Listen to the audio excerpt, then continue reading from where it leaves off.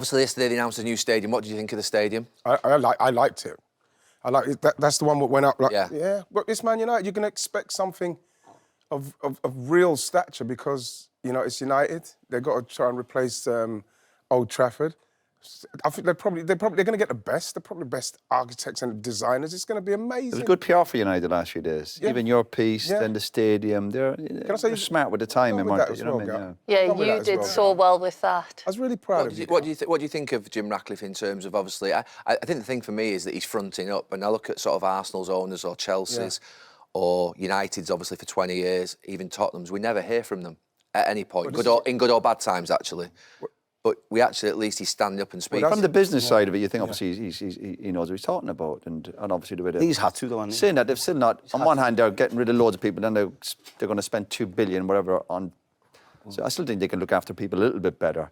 But when he started talking about football stuff, I was like, oh, he lost me a little bit. He's talking about the squad and the budget and the players available. They still should be doing better. Yeah. And, I would disagree with him with that, but it was nice of him to front up and he seemed. I But you know didn't what's really understand uncomfortable? that I'll tell bit. you what was uncomfortable, Gal, is the way that he had to kind of all uncomfortable having to protect the Glazers. They're the ones. But I think you have to a little bit when you're in business with people. I got that. I understood that. I mean, ultimately, he did through things that he said, criticise them, but he couldn't directly criticise them. So when he says that basically there's been mismanagement for 10 years and we're running out of cash, That's them. he's not blaming himself, is he? He's saying, look what happened before. He actually pointed towards the two management teams before at one point. So I think he did indirectly criticise them, but he's not going to do that, is he? He's a shareholder with them. You wouldn't expect him to do it, but again, I can't stop thinking about the fact that they've really got away with. It's mad. It's what they've got away with, and then not only when it's got to a place where all right, because he said something, you'd have run out of money by November. Yeah. Yeah, that was So mad. you're talking about the That is Glazers have true. had it up to, so they would have run out by November. If he doesn't come in, what would have happened?